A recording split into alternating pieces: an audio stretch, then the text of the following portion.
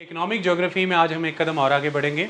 आज हमारा water sector corporation India और उसकी नेबरिंग कंट्रीज़ का जो कोर्स वर्क चल रहा था उसका आखिरी सेक्शन है, जिसमें हम इंडिया और भूटान के बीच में वाटर सेक्टर को लेके क्या कॉपरेशंस हैं उसके बारे में पढ़ेंगे। हमने इसे इंटरस्टेट वाटर डिस्प्यूट्स के कॉन्टेक्स्ट में कवर किया था।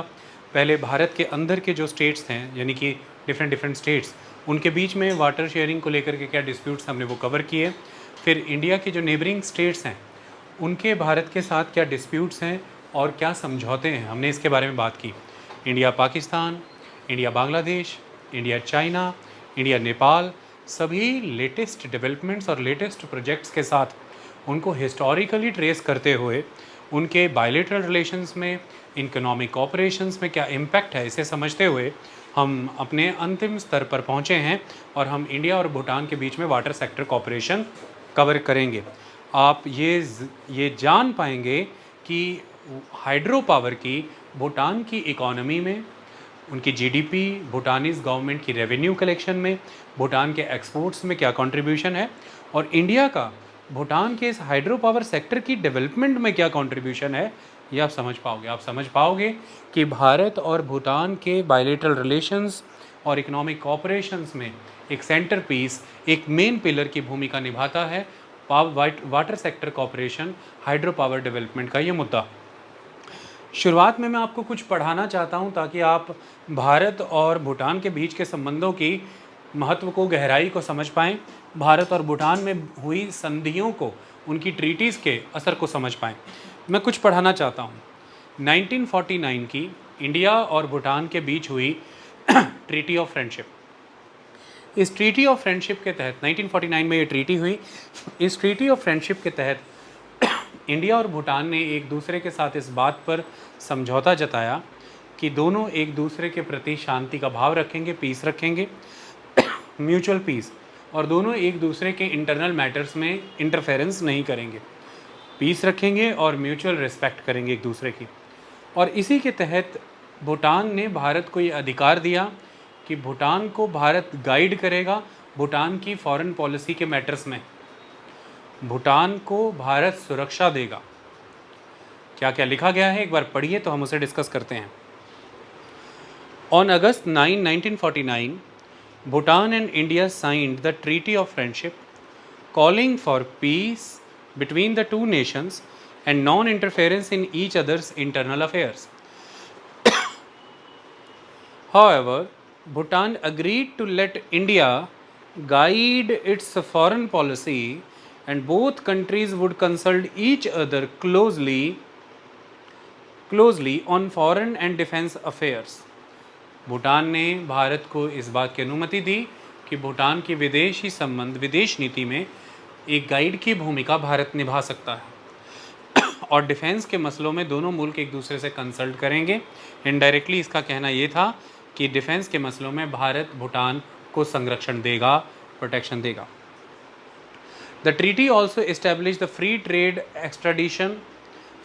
And extradition protocols.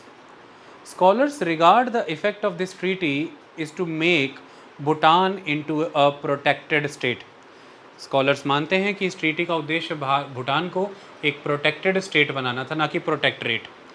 Bhutan Bharat का प्रोटेक्टरेट नहीं था क्योंकि अपनी विदेश नीति को स्वतंत्र रूप में कंडक्ट करने के लिए वो हमेशा आज़ाद था। उसने भारत को एक गाइड की भूमिका दी थी, लेकिन इस ट्रीटी की मदद से भूटान इंडिया के द्वारा प्रोटेक्ट किया गया, तो वो एक प्रोटेक्टेड स्टेट जरूर बना against the aggression of the China, against the encroaching policies of the China. तो भारत ने उसको संरक्षण दिया। भारत ने क्या क्या कहा है ये आपको पता होना चाहिए, सुनिए। The annexation of Tibet by communist China brought both countries even closer. चीन ने एक समय के बाद तिब्बत को कंट्रोल कर लिया, अपने अधीन ले लिया, और इसके तहत चीन और भारत बहुत नज़दीक आ गया। चीन और भूटान और भी नज़दीक आए। In 1958, the then Indian Prime Minister Jawaharlal Nehru visited Bhutan and reiterated India's support for Bhutan's independence and later declared in the Indian Parliament that any aggression against Bhutan would be seen as aggression against India. Jawaharlal Nehru ने 1958 में भूटान में visit की और उनको आश्वासन दिया। और क्या क्या किया वो मैं इस प्रोजेक्ट के बारे में बताऊँगा, पहले मैं ये बता रहा हूँ। उनको आश्वासन दिया, उन्हें श्योर किया कि हम आपके साथ खड़े हैं, हम हर तरह से आपकी डेवलपमेंट और आपके विकास में भूमिका निभाएंगे। और भारतीय पार्लियामेंट में वापस आके हमारे प्रधानमंत्री ने कहा कि किसी भी तरह का अग्रेशन अगर भूटान के अगेंस्ट कोई भी मुल्क करता है, वो अग्रेशन इंडिया के अगेंस्ट होगा। India will fight for that. क्या कहते हैं? In August 1959 there reports in India media that China was seeking to liberate Bhutan and Sikkim. ऐसी रिपोर्ट्स छपी कि चाइना सिक्किम को, भूटान को मुक्त करना चाहता है।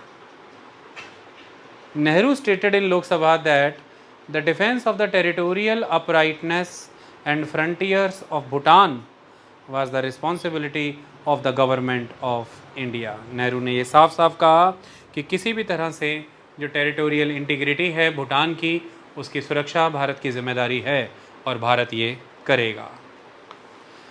कुछ इन विचारों पे, कुछ इन ऐतिहासिक संधियों पर और इस तरह की विजिट्स पर खड़ा है भारत भूटान का संबंध, एक बहुत ही मजबूत संबंध। मैं आपको बता देना चाहता हूँ कि 1961 में भूटान ने अपना फर्स्ट 5 ईयर प्लान अपनाया for the purpose of planned economic development. ये 5 ईयर प्लान कब अपनाया गया? जब 1958 में भारत के उस समय के प्रधानमंत्री पंडित जवाहरलाल नेहरू ने भूटान में विज़िट की। भूटान में विज़िट की, अपने विचार उनके साथ साझे किए, उनकी अर्थव्यवस्था के विकास के लिए एक मॉडल सुझाया। उसी के आधार पर 1960 में भूटान में एक सहमति बनी और 1961 में भूटान ने फर्स्ट 5 ईयर प्लान लागू किया। मैं आपको बता देना चाहता हूँ कि भूटान एक रियासत है, एक किंगडम है, वहाँ पर किंग एग्जिस्ट करते हैं। 1961 के इस फर्स्ट 5 ईयर प्लान में भारत ने बढ़ चढ़ करके उनके विकास के लिए उनकी आर्थिक, तकनीकी रूप में और टेक्निकल नो हाउ के रूप में मदद की। तब से लेकर के आज दिन तक भारत भूटान का लार्जेस्ट डेवलपमेंट पार्टनर है। आज दिन तक भारत भूटान की मदद कर रहा है। यही नहीं, इंटरनेशनली भारत आज दिन तक भूटान का लार्जेस्ट ट्रेडिंग पार्टनर है। It's the largest trading partner, not only the development partner. मैं आपको एक फिगर दिखाना चाहता हूँ, आप ज़रा देखिए, आपको भारत और भूटान के बीच के संबंधों की गहराई का एहसास होगा।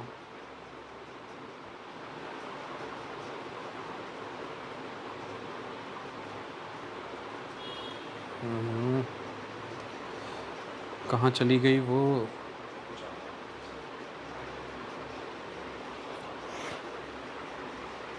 देखिए, Bhutan top 5 export and import partners, $1 million में, US $1 मिलियन में ट्रेड बताया गया है और शेयर बताया गया है। इस आंकड़े को देखिए, भूटान के top 5 export and import partners में से टॉप पे इंडिया है। भूटान के टोटल एक्सपोर्ट इंपोर्ट का इंडियन शेयर कितना है? 93.69%। It is overwhelmingly dominating position of India in Bhutan. It is $498 million US। India is not only the largest trading partner, the second largest trading partner of the Bhutan, Bangladesh, is standing way behind and below than India. Only $22 million. India $498 million. India occupying the total trade position, the total trade share in Bhutan 93.69%. Almost Bhutan के total export import के 100% में से 94% Bharat occupy किए हुआ है। So India is the largest trading partner of the Bhutan. India is the largest development partner of the Bhutan. इसकी शुरुआत 1961 के 5 ईयर प्लान से हुई, जिसकी आधारशिला 1949 की भूटान और भारत की मैत्री संधि से होती है, जिसे लगातार फोर्टिफाई किया गया। और इसमें 1958 की उस समय के भारतीय प्रधानमंत्री जवाहरलाल नेहरू की विज़िट बहुत महत्वपूर्ण भूमिका निभाती है। और तब से लेकर के आज दिन तक भारत भूटान की सहायता, मदद और सम्मान करते आया है। भारत भूटान का संबंध भारत नेपाल, भारत बांग्लादेश, भारत चीन और भारत पाकिस्तान के संबंधों से अलग है। भारत भूटान के बॉर्डर बहुत अलग तरह से बने हैं। भारत और भूटान के बॉर्डर्स में भारत और भूटान के द्वारा 1949 की साइन की गई इस फ्रेंडशिप ट्रीटी के तहत इंडिया भूटान फ्रेंडशिप एसोसिएशंस बनी हैं। और वो India Bhutan friendship association India और भूटान के बॉर्डर एरिया में कंटिन्यूसली वर्क करती रहती हैं। ऐसे में इंडिया और भूटान के बीच में कई जॉइंट सिविल सोसाइटीज़ हैं जो बॉर्डर एरिया में काम करती हैं। इंडिया और भूटान के बीच में उन बॉर्डर एरियाज़ में people to people network fully develop है। People to people exchanges freely conduct होते हैं। भारत के उन बॉर्डर इलाकों में उगाई गई सब्जियां, बनाए गए कपड़े, पैदा की गई कई वस्तुएं भूटान के बाज़ारों में बिकती हैं। भूटान के लोग भारत और भारत के लोग भूटान में उन क्षेत्रों में एक दूसरे के साथ कई तरह से सहयोग करते हैं। भारत और भूटान के सांस्कृतिक संबंध हैं, कल्चरल रिलेशंस हैं, पीपल टू पीपल कॉन्टैक्ट सदियों पुराने हैं। इसी तरह से इस तरह के अरेंजमेंट्स जैसे कि फ्रेंडशिप एसोसिएशंस का एग्जिस्ट करना, कई तरह के सिविल एक्टिविस्ट और सोसाइटीज़ का एग्जिस्ट करना, कई एनजीओज़ हैं जो दोनों मुल्कों के लोगों के बीच काम कर रही हैं, लोगों का आपस में एक दूसरे के साथ संबंध है। और अक्सर हर रोज़ की शुरुआत भूटानीज़ और इंडियन ऑफिसर्स और एम्प्लॉयज़ जो कि उन बॉर्डर्स पर तैनात हैं एक दूसरे के साथ मुलाकात करने के बाद शुरू करते हैं। एक दूसरे के साथ मिलते हैं, हाथ मिलाते हैं, गले मिलते हैं। सही मायने में एक मैत्री संबंध दोनों मुल्कों के बीच में काम कर रही है। भारत में क्रिएट हुई इंसर्जेंसी, जिसमें नॉर्थ ईस्टर्न स्टेट्स में इंसर्जेंट्स ने आसाम का एरिया ऑक्यूपाई किया जो कि भूटान के साथ बॉर्डर शेयर करता है। ऐसे में उन्होंने लगातार जब बॉर्डर्स क्रॉस किए और भूटान के जंगलों में शरण पाई, भूटानी सरकार ने लगातार भारतीय सरकार का साथ देते हुए उन इंसर्जेंसीज़ को कर्ब करने के लिए उन इंसर्जेंट्स के अगेंस्ट काम किया अपने बॉर्डर्स में। उन्हें छुपने के लिए सेफ हाइड आउट्स ऑफ़र नहीं किए कभी भी, और जहाँ भी वो छुपे हैं उन्हें हमेशा तोड़ा गया, वहाँ से निकाला गया, खदेड़ा गया। भारत को नॉर्थ ईस्ट में इंसर्जेंसी काबू करने में भूटान की भूमिका ने बड़ा रोल प्ले किया है। भूटान के बहुत से महत्व हैं। भूटान भारत और नेपाल के बीच में एक बफर की तरह खड़ा है, भारत और चीन के बीच में एक बफर की तरह खड़ा है। भूटान से भारत के आसाम ही में, अकेले आसाम ही में 56 रिवर्स एंटर होती है। छोटी बड़ी 56 नदियाँ भूटान से भारत में आसाम के इलाकों में एंटर होती हैं। बहुत सारी इंपॉर्टेंट रिवर्स हैं, वो हम अभी देखेंगे। इस तरह से कई तरह से भूटान भारत के साथ महत्वपूर्ण तरीके से जुड़ा हुआ है। हम उसी भूटान और भारत के बीच में वाटर सेक्टर की कॉपरेशंस के बारे में पढ़ रहे हैं। मैं ज़रा भूटान के बारे में बता दूँ, दिखा दूँ, आप एक बार उसे देख भी लें, ये भी ज़रूरी है। पहले हम बड़े नक्शे पर इसे देखें।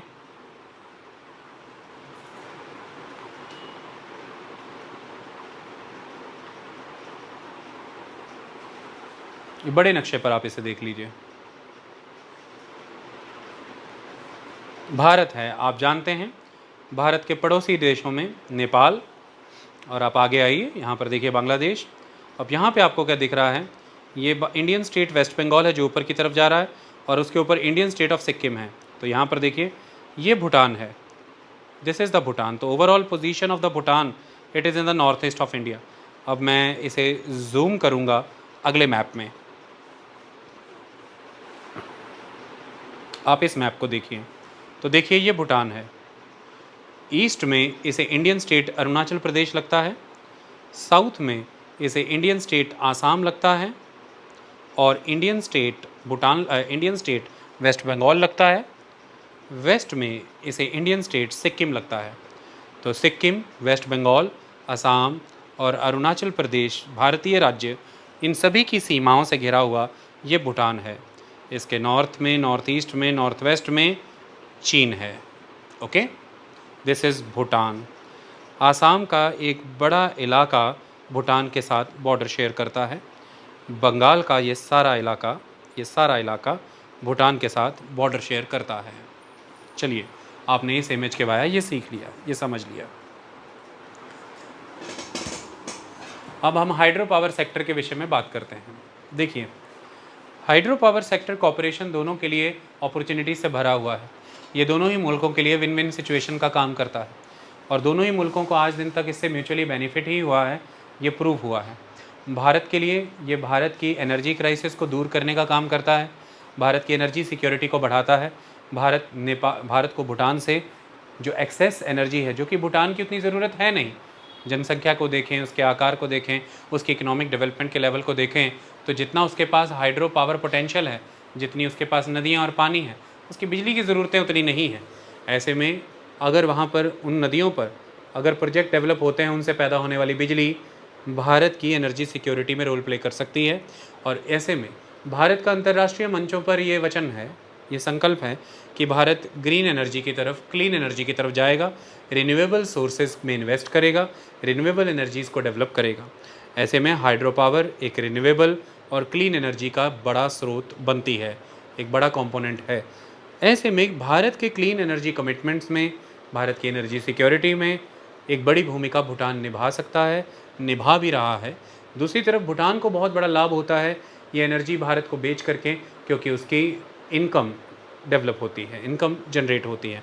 तो भूटान अपने रेवेन्यूज़ अर्न करता है, कमाइयाँ करता है, उसे एक्सपोर्ट से मदद मिलती है, वहीं भारत को एनर्जी सिक्योरिटी मिलती है। इस तरह से ये दोनों मुल्कों के लिए विन विन सिचुएशन की कहानी बनता है। भारत ने अब तक 1961 के जलढाका प्रोजेक्ट से लेकर के अलग अलग प्रोजेक्ट के माध्यम से 100% इंडियन कंट्रीब्यूशन के कई प्रोजेक्ट्स ने भूटान में लगाए हैं। उस 100% कंट्रीब्यूशन में 60% कॉम्पोनेशन 60% कॉम्पोनेंट ग्रांट्स का रहा है, 40% कॉम्पोनेंट लोन्स का रहा है, जिन पे ब्याज दर बहुत कम रखी है और वो लंबे समय के लोन रहे हैं। इस तरह से 100% फाइनेंशियल कंट्रीब्यूशन के साथ भारत ने भूटान में कई प्रोजेक्ट विकसित किए हैं और वो प्रोजेक्ट आज भारत और भूटान के संबंधों में केंद्रीय भूमिका निभा रहा है। They are playing the role of centre piece between the India Bhutan economic cooperation, and वो इम्पॉर्टेंट रोल है, इम्पॉर्टेंट पिलर हैं हाइड्रो पावर डेवलपमेंट का। अब उसी कॉन्टेक्स्ट में हम ये सारी कहानी शुरू करने जा रहे हैं। कहानी की शुरुआत रीसेंट से करेंगे, पीछे की ओर जाएंगे। 2014 में भारत के प्रधानमंत्री नरेंद्र मोदी भूटान विज़िट करते हैं। जब वो भूटान विज़िट करते हैं तो वहाँ पर वो नींव पत्थर रखते हैं, वो फाउंडेशन ले डाउन करते हैं एक प्रोजेक्ट की, जिस प्रोजेक्ट के ऊपर फाइनली कंसेशन एग्रीमेंट 2020 में होता है। और 2020 के उस कंसेशन एग्रीमेंट के बाद ये तय होता है कि 5 बरस के अंदर इस प्रोजेक्ट को कमीशन कर दिया जाएगा, ये वर्किंग स्टेट में आ जाएगा। हम उसी प्रोजेक्ट से अपना लेक्चर शुरू करेंगे, मैं उसके बारे में आपको बताता हूँ। So the topic is India Bhutan water sector cooperation. In 2020 an agreement, it is a concession agreement between whom?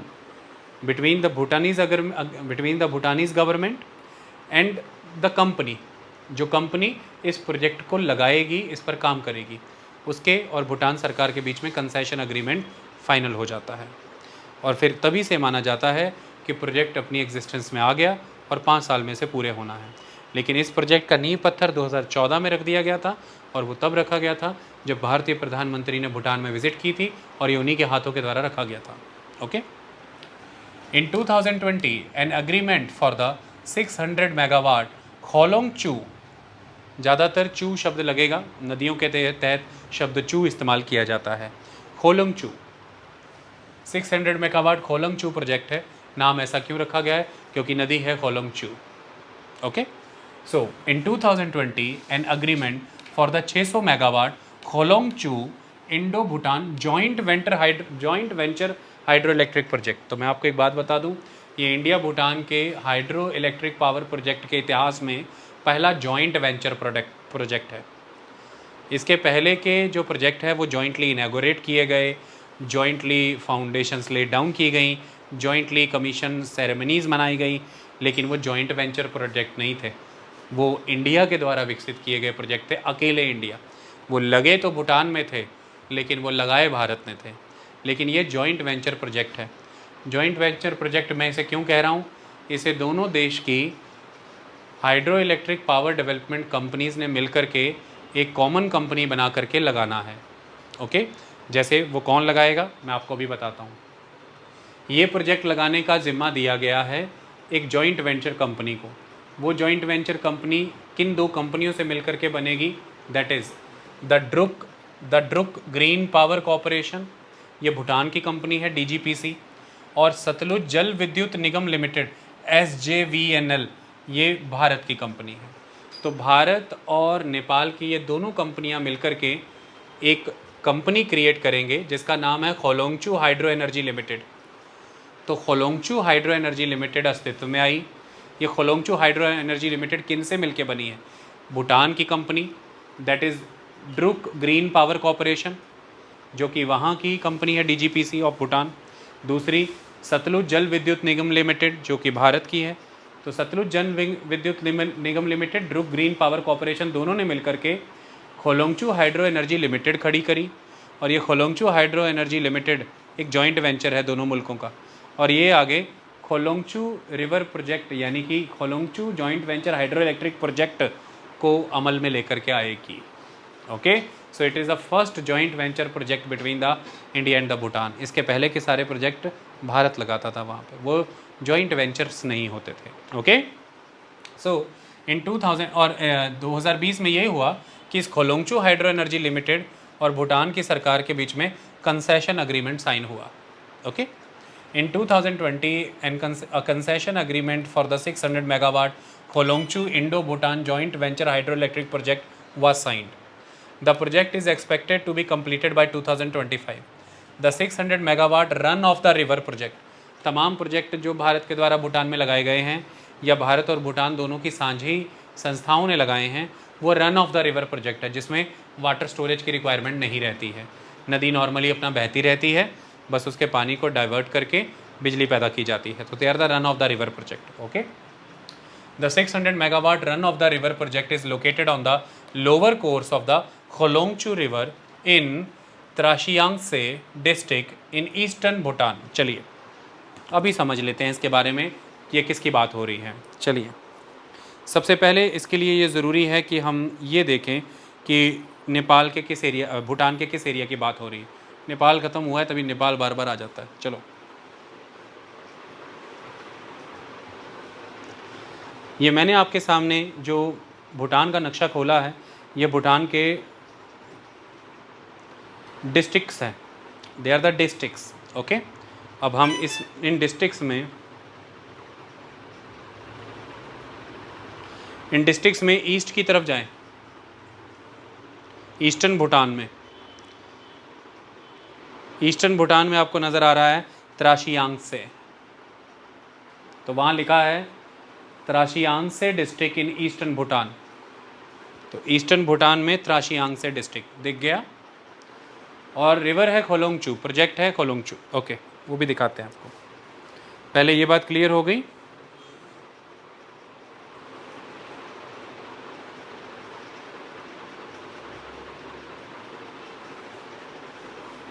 Bhutan है, भूटान के ईस्ट में गए त्राशियांगसे, दिस इज त्राशियांगसे। त्राशियांगसे में प्रोजेक्ट कौन सा है? 600 मेगावाट का खोलोंगचू नदी पे। This is the project on the Kholongchhu river. Okay, so this is 600 megawatt Kholongchhu project on the eastern Bhutan in the Trashiyangtse district of the Bhutan. Okay,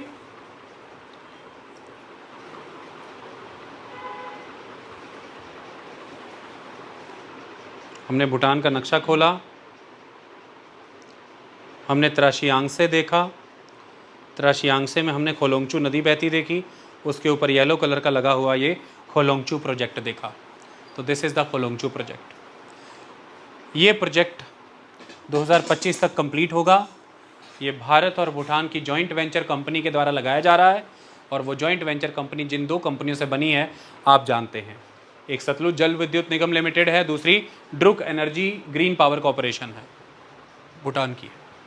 so the 600 megawatt run of the river project is located on the lower course. तो लोग त्राशियांगसे district में देखें तो खोलोंगचू ऊपर से बहते आ रही है, तो उसके लोअर कोर्स में ही लगा था ये प्रोजेक्ट, है ना। On the lower course of the Kholongchu river in त्राशियांगसे district in eastern Bhutan. Clear हो गया। Project will be implemented by Kholongchu Hydro Energy Limited, a joint venture company formed between Druk Green Power Corporation of Bhutan and Satluj Jal Vidyut Nigam Limited of India. Governments of both the countries emphasize the importance of hydropower development as an important pillar of mutually beneficial bilateral economic cooperation. दोनों मुल्क ये मानते हैं, इस बात पर बल देते हैं कि हाइड्रो पावर डेवलपमेंट एक इम्पॉर्टेंट पिलर है दोनों मुल्कों के बीच में mutually beneficial bilateral economic cooperation, दोनों मुल्कों के लिए लाभकारी रहने वाली जो द्विपक्षीय आर्थिक साझेदारी है उसमें एक बड़े स्तंभ का काम करता है या hydro power development sector, both are recognizing it. Okay, governments of both the countries emphasize the importance of hydropower development as an important pillar of mutually beneficial bilateral economic cooperation. They also recalled the trust, cooperation and mutual respect that have long characterized the unique and special friendship anchored in mutual understanding and reinforced by a shared cultural heritage and strong people to people links between India and Bhutan. दोनों मुल्क ये बात मानते हैं कि अब तक का उनका एक दूसरे के प्रति जो विश्वास रहा है, एक दूसरे के प्रति जो सहयोग रहा है, एक दूसरे के प्रति जो आपसी सम्मान की भावना रही है, इन सभी चीज़ों ने अब तक उनके बीच में एक बहुत ही विलक्षणी, बहुत ही यूनिक और ख़ास मैत्री संबंध को बनाए रखा। ये बहुत ही यूनिक और ख़ास मैत्री संबंध कुछ